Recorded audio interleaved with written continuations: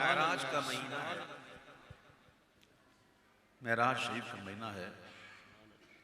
کئی لوگوں کو یہ فکر لائق رہتی ہے کہ حضور کیسے گئے،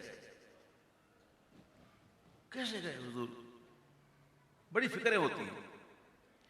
اگر یہ سمجھ پڑ جائے نا کیسے گئے تو پھر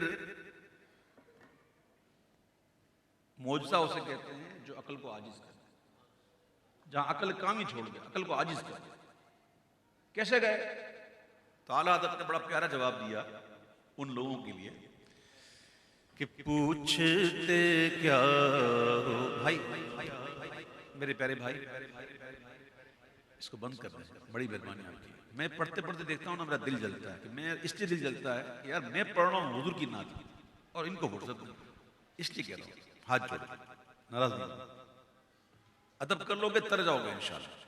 مجھ جیسے پتہ نہیں کتنے آئے کتنے آئیں گے، یہ ذکر چلتا رہے گا انشاءاللہ، اس کا ادب کریں۔ اعلیٰ حضرت کہتے ہیں ان لوگوں سے کہ پوچھتے کیا ہو عرش پر، یوں گئے مصطفیٰ کہ یوں گئے مصطفیٰ کہ یوں، پوچھتے کیا ہو عرش پر، یوں گئے مصطفیٰ کہ یوں گئے مصطفیٰ کہ یوں، پوچھتے کیا ہو عرش پر، یوں گئے مصطفیٰ کہ یوں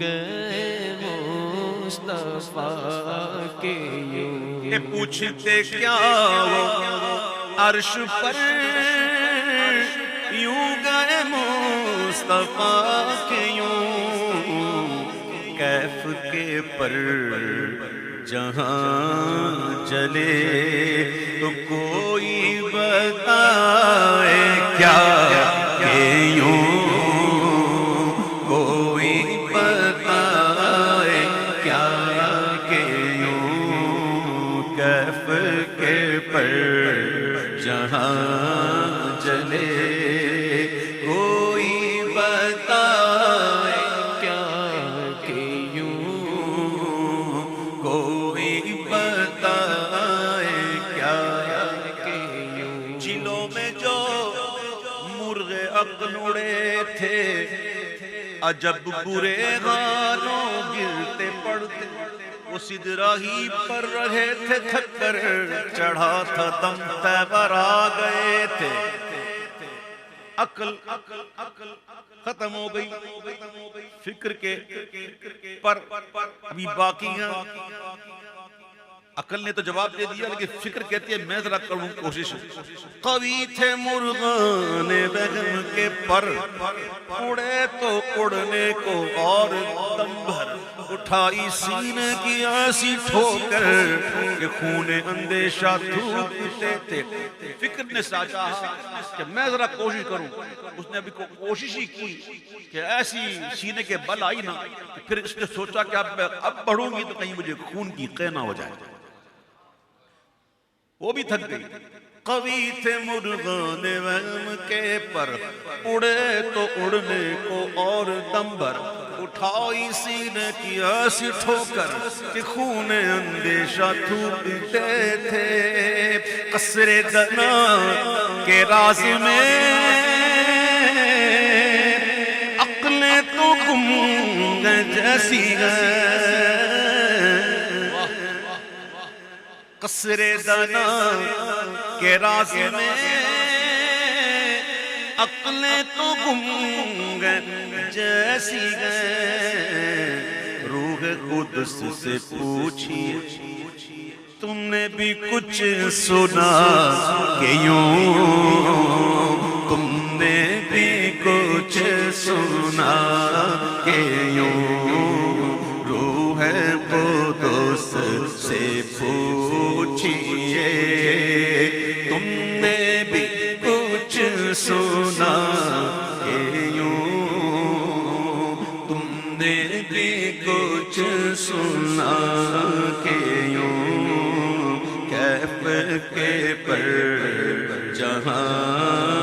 چلے کوئی بتائے کیا کہ یوں کوئی بتائے کیا کہ یوں میں نے کہا کہ جلوائے اصل میں کس طرح میں سوچنے لگا کہ جلوائے اصل میں حضور کیسے گھومے. یہ سوچ تھی تو جواب کیسے ملا؟ صبح کیسے کہتے ہیں بتائیں؟ آپ میں سے کئی لوگ ایسے ہوں گے جن کو صبح کی تعریف نہیں آتی ہوگی. ویسے آدھی رات ڈھلنے سے لے کر سورج نکلنے سے پہلے یہ جو حصہ ہے یہ صبح ہے. کیا ٹھیک ہے؟ ایک صبح کاذب ہوتی ہے، ایک صبح صادق بھی ہوتی ہے. ٹھیک ہے؟ صبح صادق جب ہوتی ہے تو آپ نے دیکھا سورج نکلتا نہیں ہے، ہلکی سی روشنی سی ہوتی ہے. آدھی رات ڈھل گئی، وہاں سے لے کر سورج نکلنے سے پہلے یہ صبح ہے. کیا ہے؟ جیسے ہی سورج نکلا صبح ختم، اب دن آ گیا. کیا آ گیا؟ ٹھیک ہے؟ یہ تعریف یاد رکھو. دن کی تعریف کیا ہے؟ سورج نکلا یہ دن ہو گیا. دن کب تک ہے؟ نصف النہار بحوائے کبرا جب ہوتا ہے جہاں نماز نہیں ہوتی اس میں، تو جیسے ہی ظہر کا وقت شروع ہوا یہ دن ختم. ہم تو 3 بجے بھی دن کہتے ہیں، 4 بجے بھی دن کہتے ہیں. سورج نے سایہ بنانا شروع کر دیا، ظہر کا وقت شروع ہو گیا، وہاں سے لے کر سورج کے ڈوبنے تک یہ ہے شام. کیا ہے؟ یہ کیا ہے؟ سورج ڈوبنے کے بعد سے لے کر آدھی رات تک یہ کیا ہے؟ رات. ٹھیک ہے؟ تو سورج نکلتا ہے تو صبح ختم نہیں ہوتی، سورج کی روشنی مل گئی، صبح فنا ہو گئی. اب سنیں اعلیٰ حضرت کیا کہ میں نے کہا کہ جلوائے اصل میں کس طرح گھومے تو صبح نے نور محل میں مٹ کے دکھا دیا کہ یوں مٹ کے دکھا دیا کہ یوں صبح نے نور محل میں مٹ کے دکھا دیا کہ یوں مٹ کے دکھا دیا کہ یوں. حضور نے چاند کو ٹکڑے کیے نا؟ سنا ہے نا؟ سنا بھی ہے، مانتے بھی ہیں نا؟ ایک ہوتا ہے سنا ہوا، ایک ہوتا ہے دیکھا ہوا. ایک ہوتا ہے علم الیقین، ایک ہوتا ہے عین الیقین. ٹھیک ہے؟ اعلیٰ حضرت کہتے ہیں کہ دل کو دے نور و داغ عشق. چاند پر دبا ہے، یہ کائے کا دبا ہے؟ یہ داغ عشق ہے. حضور کی انگلی اٹھی تھی، برکے انگشت نبی چمکی تھی اس پر ایک بار. آج تک ہے سینہ ماہ میں نشان سوختہ. یہ حضور کے جلال کا اثر ہے جو اس نے آج تک سینے سے لگا رکھا ہے. یہ داغ عشق ہے، اور جسے داغ عشق مل جائے تو وہ سنبھال کے رکھتا ہے. اس کو نور بھی ملا، اس کو داغ عشق بھی ملا، یہ حضور نے دیا. تو اعلیٰ حضرت کہتے ہیں کہ حضور ہم بھی تو آپ کے ہیں. دل کو دے نور و داغ عشق اے میں فدا تو نیم کر دو ٹکڑے کر مانا ہے سن کے شک ماں. ہم نے مان لیا سن کر، مانا ہے سن کے شک ماں آنکھوں سے اب دکھا کے یوں آنکھوں سے اب دکھا کے یوں مانا ہے سن کے شک ماں آنکھوں سے اب دکھا کے یوں آنکھوں سے اب دکھا کے یوں. حضور مردے زندہ کر دیتا تو دل کو فکر پڑ گئی. دل کو فکر پڑ گئی، کیسے کیسے؟ اب جس کو فکر پڑی ہے نا، اس کا علاج کیا ہے؟ کہ اسی کو زندہ کر دیا جائے تاکہ اس کو حق الیقین بھی ہو جائے، عین الیقین بھی ہو جائے، اور اس کی فکر بھی ختم ہو جائے۔ یہی طریقہ ہے نا۔ تو اعلیٰ حضرت کہتے ہیں دل کو گئے فکر کس طرح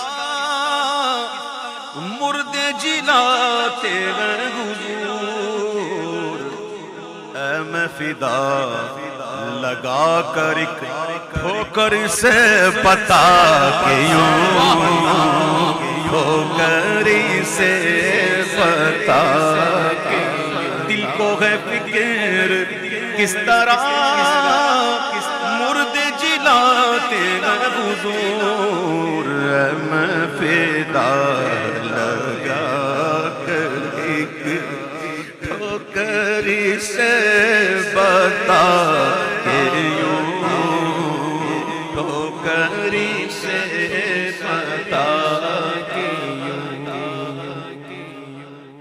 بلبل باغ میں ہوتا ہے تو چہکتا ہے، پھول کو دیکھ کر، دور ہوتا ہے تو یاد کر کے چہکتا ہے۔ بلبل یہاں مراد عاشق ہے، عاشق قریب ہو تب بھی چہکتا ہے، دور ہو تب بھی چہکتا ہے۔ یاد ہی ہوتی ہے نا، ایک وصل کی یاد، ایک ہجر میں یاد۔ تو اعلیٰ حضرت کہتے ہیں کہ باغ میں شکر وصل تھا، جب مدینہ منورہ گئے تھے نا، وہاں موجود تھے نا، تو وہاں بھی ذکر کر رہے تھے، اور یہ ذکر اس بات کا تھا کہ شکر ادا ہو رہا تھا کہ حضور نے قریب بلا لیا، حضور نے در کر بلا لیا، اور اب دور ہیں تو ہجر میں ہائے ہائے گل، باغ میں شکر وصل تھا، ہجر میں ہائے ہائے گل، کام ہے ان کے ذکر سے خیر وہ یوں ہوا کہ یوں خیر وہ یوں ہوا کہ کام ہے ان کے ذکر سے خیر وہ یوں ہوا کہ یوں خیر وہ یوں ہوا کہ یوں۔ اشعار کہنا،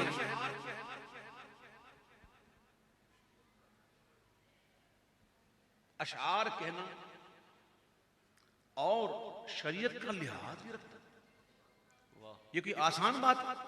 یہ کیسے ممکن ہے؟ امام کہتے ہیں ممکن ہے۔ اگر کوئی کہتا ہے یہ کیسے ہے، جو کہے شعر و پاس شرع دونوں کا حسن کیوں کرائے، اگر کوئی کہتا ہے، امام کہتے ہیں لائی سے پیش جلوائے زمزمائے رضا کہ یوں زمزمائے رضا کہ یوں۔ کوئی کہتا ہے نا یہ کیسے ہو سکتا ہے، تو اسے رضا کے نغموں پہ آگے رکھو اور بتاؤ ایسے ایسے لائی سے پیش جلوائے زمزمائے رضا کہ یوں زمزمائے رضا کہ یوں۔ سبحان اللہ۔